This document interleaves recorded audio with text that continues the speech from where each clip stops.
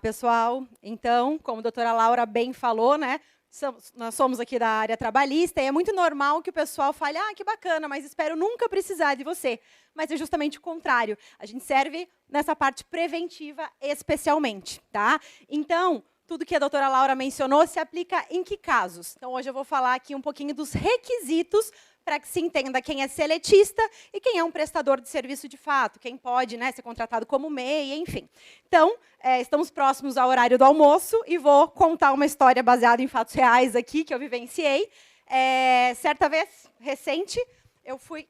Opa, não pode? Acho que é Bru? Acho, não pode em cima? Eu falo, tá, perdão. Então, certa vez fui a um restaurante, foi recente agora, que tinha recém-inaugurado, e quando encerrei ali pagamentos e tudo mais, o dono veio conversar comigo e perguntou se eu tinha gostado, qual tinha sido a minha percepção, tinha sido ótima em todos os aspectos, e ele falou, eu só estou com um pequeno problema, e com um atendimento que às vezes tem muito, aumenta ali o fluxo, eu estou pensando em pegar um taxa fixo.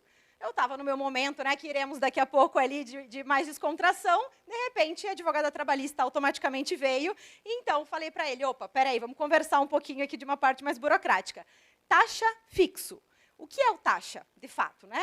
Num restaurante, às vezes, fim de semana, vamos ter um casamento, Natal, né? Vai ter um fluxo maior, você pode pegar uma pessoa de uma forma pontual, né? Não há uma habitualidade, já vamos entrar aqui nos requisitos de fato.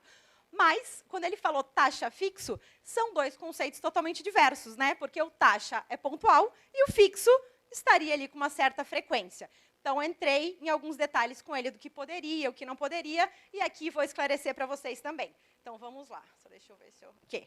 Então, vínculo de emprego que faz uma pessoa estar como ser, dever ser registrada em carteira e demais situações, está previsto ali no artigo 2º, né? Então, o empregador, a empresa, pretende o serviço ali daquela pessoa e pessoa física, né? Opa. Então, dentro do que eu já falei do taxa, a habitualidade. Precisa ir todos os dias, de segunda a sexta, enfim, não. Tem diversos regimes que o contrato é de extrema importância. Uma pessoa que trabalha 12/36, dia sim, dia não, pode ir de segunda a sábado. Enfim, diversas formas que essa atuação preventiva é de extrema importância. E o taxa, há necessidade de tomar cuidado, taxa especificamente, né? Mas, enfim, diversas outras funções, às vezes, uma pessoa que trabalha em casa, funcionários em geral, prestadores de serviço em geral. Então, a questão da habitualidade, não ser eventual, né? Ter a continuidade, e a lei não tem uma frequência mínima. Então, às vezes, inclusive, existem decisões que se é o ganho principal da pessoa, pode sim ser considerada também essa habitualidade. Só foi 3 vezes na semana. Temos um caso concreto, inclusive de um bar que a gente atende lá no escritório, que eles mandaram uma mensagem para uma pessoa. Você pode vir de quinta a sábado, todos os dias, para ganhar X nesse mês. E o que aconteceu? Tinha uma mensagem, não tinha registro em carteira, e essa funcionária engravidou neste mês. Então, a gente já sabe que a conta foi parar no judiciário. Então, assim, a importância de se atentar a mensagens, a situação fática. O princípio norteador do direito do trabalho é o princípio justamente da primazia da realidade, o que acontece na prática. Então, é um contrato MEI, é um registro em carteira? Vai depender dos requisitos no dia a dia. Então, a habitualidade, o primeiro deles aqui. Onerosidade está tanto na prestação de serviço quanto no empregado seletista de fato, né? A não ser que seja um voluntário ali indo trabalhar, mas a pessoa recebe. Então, esse é inerente da prestação de serviço. A pessoalidade. E aí a gente já começa a diferenciar um prestador de serviço de um seletista de fato. Então, usando um exemplo prático, que é o nosso objetivo aqui, trazer para a realidade, um funcionário contrata-se aquela pessoa, destaca-se aquela pessoa, faz entrevista e tudo mais, e o João é o contratado. Agora, o que diferencia de uma prestação de serviço? Que daí a gente pode haver o contrato ali, ou com o CNPJ, ou com a pessoa física. O CNPJ, que contrata-se, às vezes, inclusive buscando mascarar essa situação, mas o que seria uma efetiva prestação de serviço? Eu contratei alguém para fazer a cozinha da minha casa.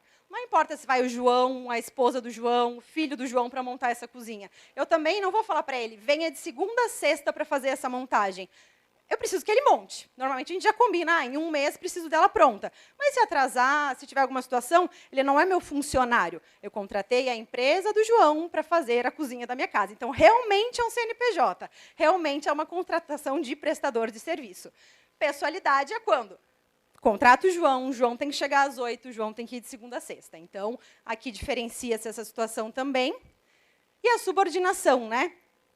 A pessoa cumprir ordens, também nessa situação que eu sinalizei da prestação de serviço. Obviamente, vamos alinhar diretrizes para que a pessoa, então, faça a cozinha da melhor forma da minha casa, mas eu não vou ficar do lado dela, cobrando, você mediu errado aqui, né? Enfim, a subordinação é você mandar, tem que estar aqui, não pode usar o celular durante o trabalho, tem que cumprir a jornada, saiu, né, não fez as 44 horas semanais, saiu, faltou injustificado, posso aplicar uma advertência, porque eu contratei, eu pago pela hora daquela pessoa, então ela está subordinada a mim.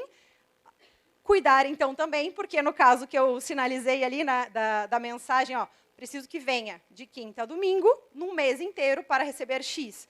Aquela pessoa recebia ordens. Existe também no dia a dia, claro, tudo mediante consultoria trabalhista, ali a gente analisa o caso concreto, né? Um detalhezinho que algumas empresas procuram para tentar contratar gerente como MEI, porque daí a questão da subordinação seria relativizada, mas, enfim, casos concretos, ser analisado e como vai lidar com isso, e é o que a gente sempre fala para empresário, sempre cuidar muito com a forma como se direciona para o prestador ou para o funcionário, né? Hoje em dia, com os dados, com as mídias sociais, com o celular, isso é muito positivo, mas também pode ser uma arma na mão de quem está conosco. Por quê? O que é o mais comum? As ações virem do primo do cunhado, do amigo do vizinho. Então, é absolutamente usual que as reclamações, né, quando parte para o judiciário, venha realmente de uma pessoa de quem não se esperava que essa trabalhista viria. A importância, novamente, do preventivo. Então, da minha parte, esses esclarecimentos, a importância de uma consultoria, e vou liberá-los para vocês conhecerem os restaurantes ao redor e não deixarem ninguém contratar um taxa fixo. Pode fazer, vamos para o café.